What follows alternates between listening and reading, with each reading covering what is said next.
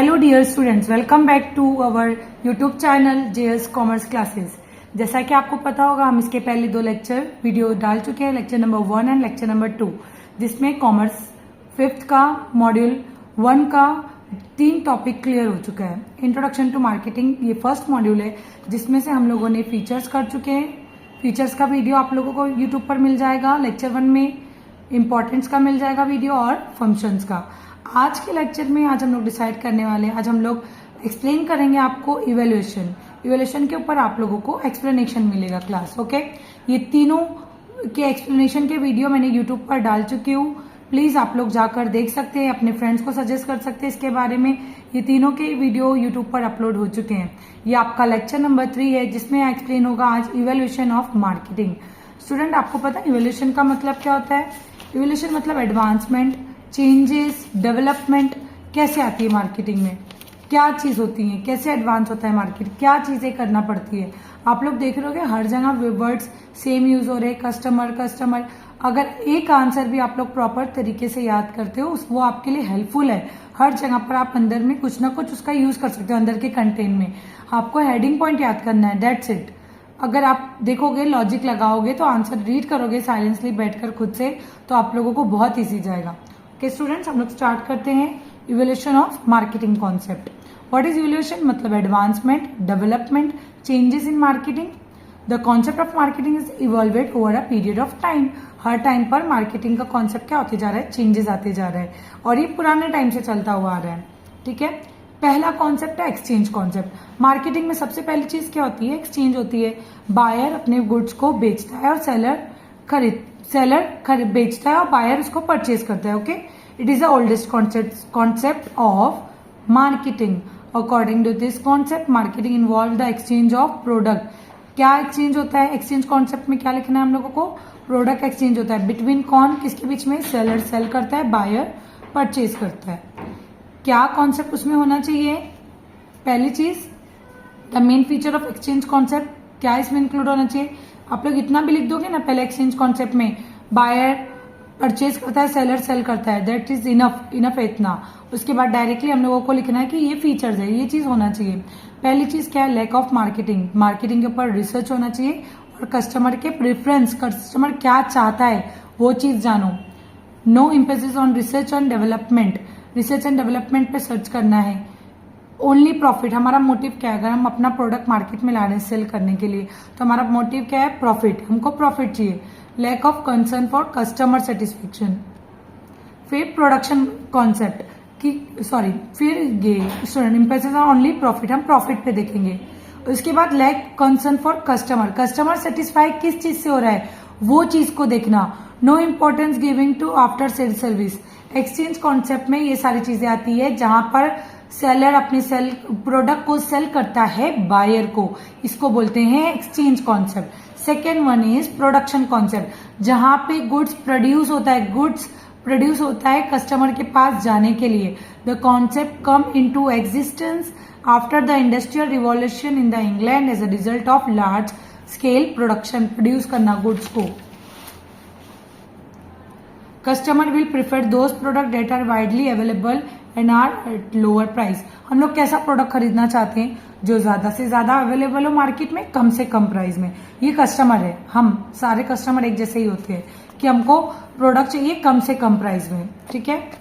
Lack of marketing research. Features क्या है? Production के टाइम पे मार्केटिंग रिसर्च का लैक हो जाता है कभी कभी।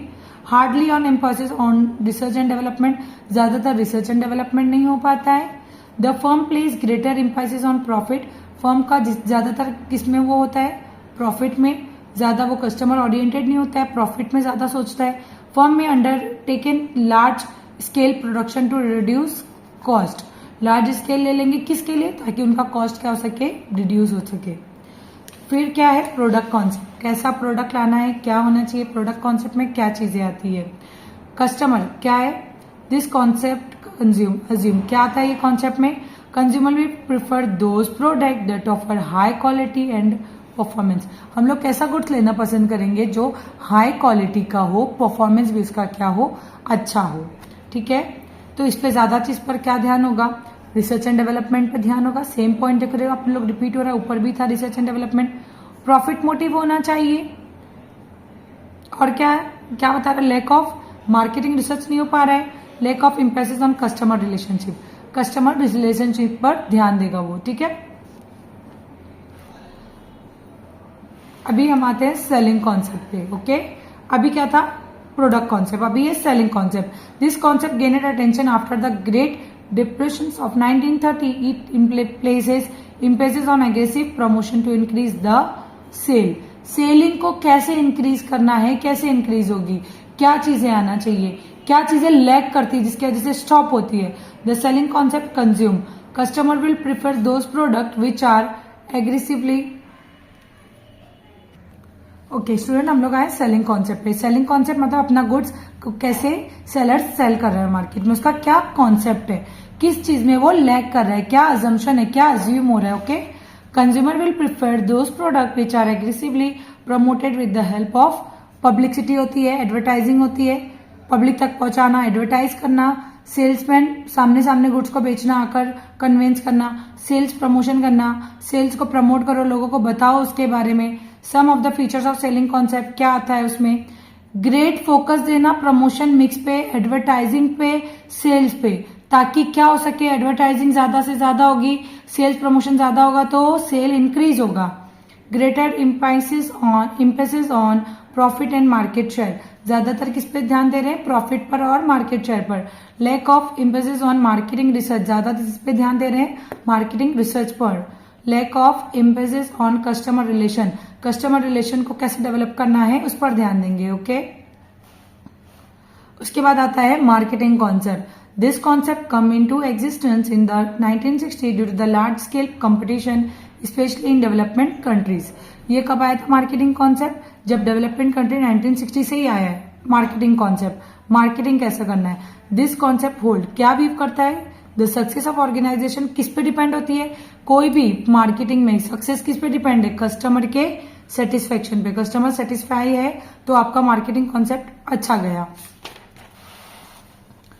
इसके बाद the marketing concept rest on 4 pillar, integrated marketing, advertising कैसे करना है, टारगेट किसको करना है, कस्टमर की नीड क्या है और आपका प्रॉफिट क्या है, इस चीज पर ये डिपेंड होता है।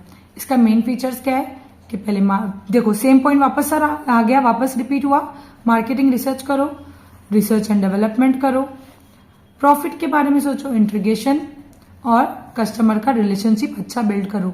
सारे सेम पॉइंट आप लोगों को रिपीट होते हुए दिख रहे होंगे अंदर का content. The societal concept, society को लेकर कॉन्सेप्ट क्या है, okay. Societal welfare plus customer satisfaction plus company profit. Society के लिए आप क्या कर रहे हो, आप आपके इर्द गिर्द के एनवायरनमेंट के लिए आप कैसा प्रोटेक्शन दे रहे हो, सोसाइटी की आप किस तरीके से हेल्प कर रहे हो, ये भी एक कॉन्सेप्ट है मार्केटिंग करने के लिए। फिर आपके साथ कस्टमर भी सेटिस्फाई होना चाहिए, कस्टमर सेटिस्फाई है, सोसाइटी को प्रॉफिट दे रहे हो तो आपका बिजनेस गवर्नमेंट का तो है नहीं कि आपको प्रॉफिट से मतलब नहीं है, आपकी कंपनी का भी प्रॉफिट होना चाहिए। ये तीनों कॉन्सेप्ट मिलकर क्या बनता है, सोसाइटियल कॉन्सेप्ट। इसके फीचर क्या है, कंजर्वेशन ऑफ इन्वायरमेंट, इन्वायरमेंट को अच्छा रखना है हमको, ग्रीन गुड्स, अच्छे गुड्स को, रिसर्च ऑन ग्रीन गुड्स जो कस्टमर को फायदा दे सके, नुकसान ना पहुंचा सके, आप प्रॉफिट पे हो, well as a customer satisfaction, profit भी हो उसके साथ साथ कस्टमर का भी सेटिस्फेक्शन हो, और आपको फोकस करना है मार्केट के ऊपर रिसर्च करने पे, ओके।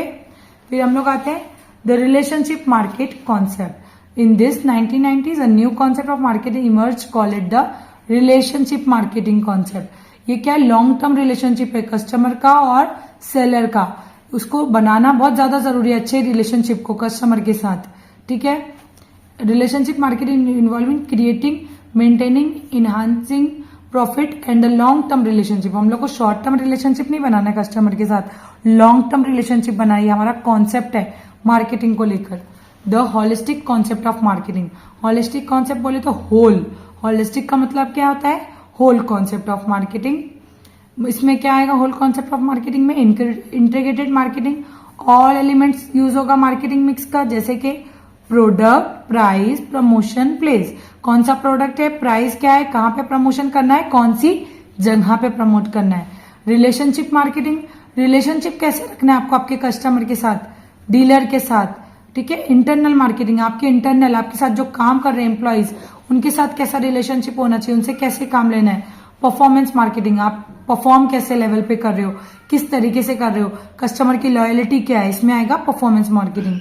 स्टूडेंट्स आपको 8 पॉइंट्स लिखना होगा अगर क्या पूछेगा, evolution of marketing concept. Okay, thank you for watching our video.